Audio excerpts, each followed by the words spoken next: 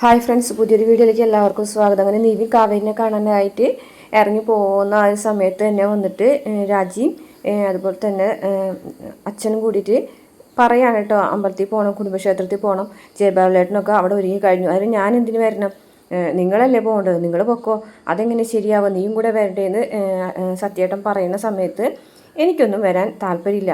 അപ്പോൾ രാജി പറയണ്ട, ഇവിടെ ആൾക്കാരൊക്കെ വരും, എല്ലാവരും മുന്നിൽ നമ്മൾ നാണം കെടും. നമ്മളല്ല, നിങ്ങൾ നാണം കെടും. നിങ്ങളല്ലേ കല്യാണം തീരുമാനിച്ചത്. എൻ്റെ ഇഷ്ടമില്ലാതെ നടക്കുന്ന കല്യാണത്തിന് ഞാൻ എങ്ങനെ നാണം കെടും? നിങ്ങളാണ് നാണം കെടാൻ പോകുന്നത് എന്ന് പറയാണ് കേട്ടോ. നീ എന്തൊക്കെയാണ് പറയുന്നത് എന്ന് ചോദിക്കുകയാണ് കേട്ടോ. അപ്പോൾ സത്യനിങ്ങനെ പറഞ്ഞ് മനസ്സിലാക്കാൻ ശ്രമിക്കുന്നുണ്ട്. മോനെ, നാളെ നിൻ്റെ കല്യാണമല്ലേ എന്ന് ചോദിക്കുകയാണ്. ഏത് കല്യാണം? ആരെ കല്യാണം? ഇത് എൻ്റെ ലൈഫാണ്, മൈ ലൈഫ് മൈ ഡിസിഷൻ. ആരെ സ്നേഹിക്കണം, ആരെ കല്യാണം കഴിക്കണം, എത്ര കുട്ടികൾ വേണമെന്നൊക്കെ എൻ്റെ തീരുമാനമാണ്. അതിൽ നിങ്ങൾക്കൊന്നും യാതൊരുവിധ അവകാശമില്ല.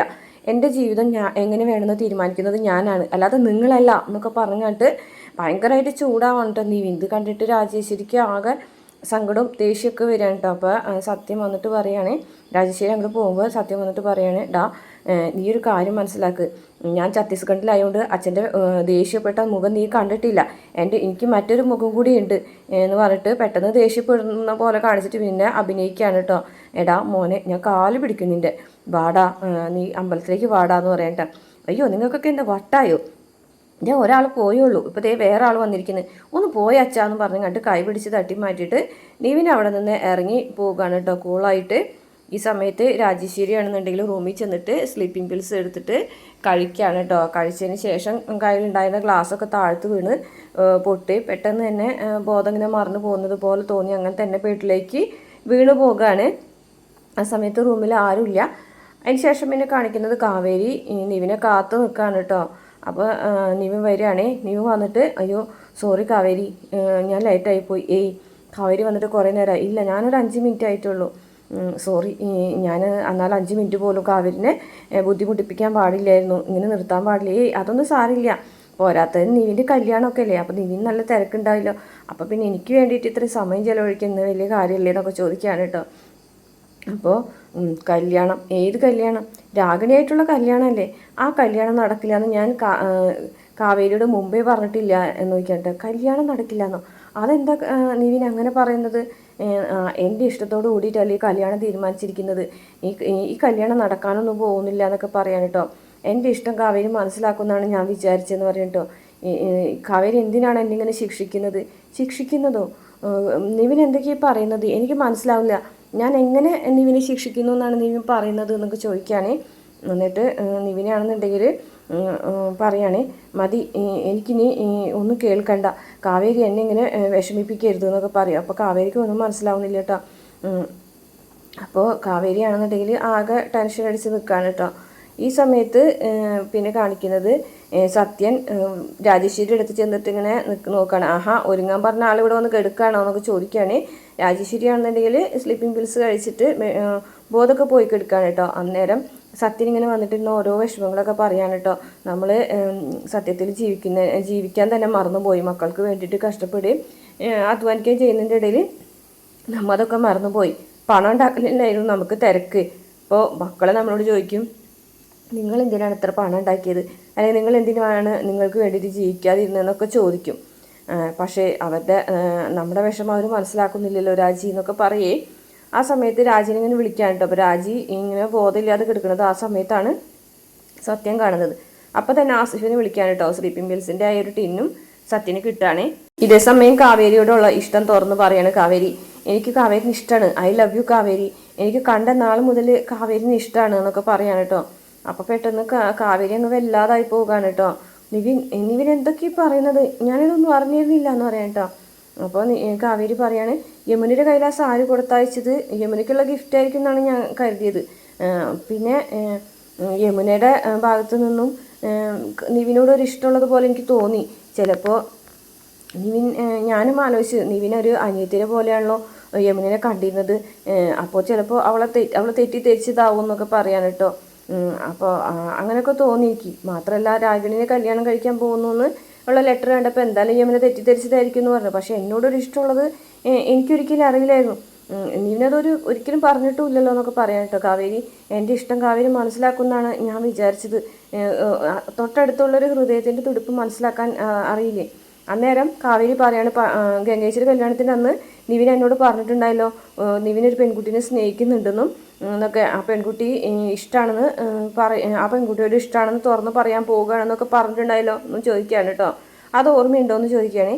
അന്നേരം നിവി പറയും ആ പെൺകുട്ടി കാവേരി എന്ന് പറയും കേട്ടോ. പക്ഷെ അത് എനിക്കറിയില്ലല്ലോ.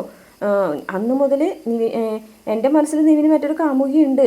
ആ കാമുകിയോട് ഇഷ്ടം പറയാൻ അന്ന് പോകുമെന്ന് പറഞ്ഞല്ലോ, അപ്പോൾ പറഞ്ഞിട്ടുണ്ടാവും എന്നും ഞാൻ കരുതി എന്നൊക്കെ പറയാണ് കേട്ടോ.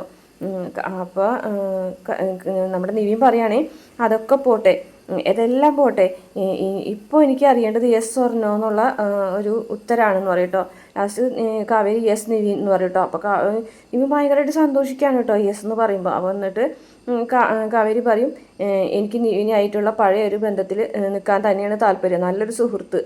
പ്രണയിക്കാൻ ആരെയും കിട്ടും, പക്ഷേ ഏതൊരു സമയത്തും നമ്മളെ ചേർത്ത് പിടിക്കാനും ആശ്വസിപ്പിക്കാനായിട്ടൊരു സുഹൃത്ത്, ആ സുഹൃത്തിനെ അധികം കിട്ടൂല. ആ സുഹൃത്താണ് എനിക്ക് നിവിൻ. ആ ബന്ധം അങ്ങനെ തന്നെ നിൽക്കട്ടെ എന്ന് നിവിനോട് പറയാൻ കേട്ടോ. കാവേരി എനിക്ക് ഒരിക്കലും എന്നോട് തുറന്ന് പറയാത്തൊരിഷ്ടം, പിന്നെ ഇപ്പം ഞാനതിനെക്കുറിച്ച് സംസാരിച്ചിട്ടുണ്ടെങ്കിൽ ശരിയാവില്ല.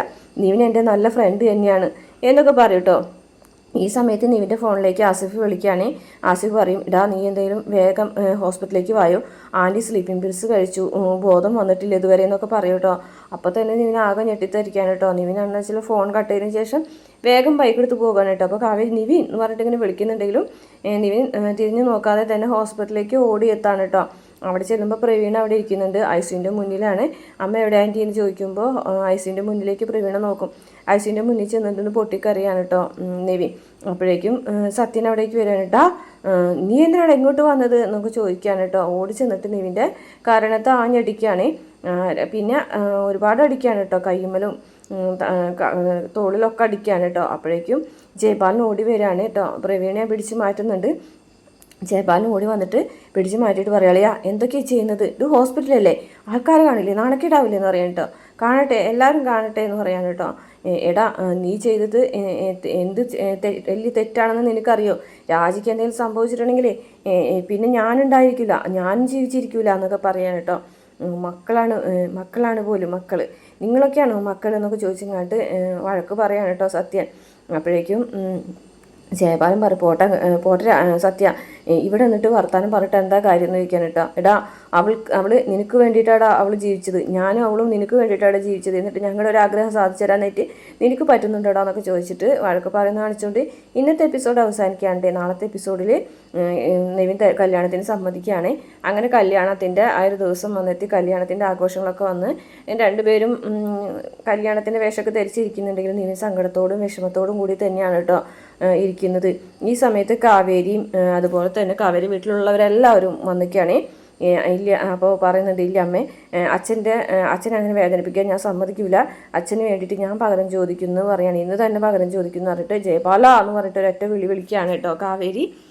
അങ്ങനെ അവർ പോലീസുകാർ വന്നിട്ടുണ്ടായിരുന്നു. അപ്പോൾ ഓരോരോ തെളിവുകളായിട്ട് നിരത്തി ജയപാലിന് വേറെ നിവർത്തിയില്ലാതെ ലാസ്റ്റ് തുറന്നു പറയാം, അതെടി നിൻ്റെ അച്ഛനെ കൊന്നത് ഞാൻ തന്നെ അടിയെന്ന് ഉറക്കനെ വിളിച്ച് പറയാൻ കേട്ടോ. ഈ സമയത്ത് ശാരദ വന്നിട്ട് അയാളുടെ കഴുത്തിനൊക്കെ കുത്തി പിടിക്കുന്നുണ്ട്.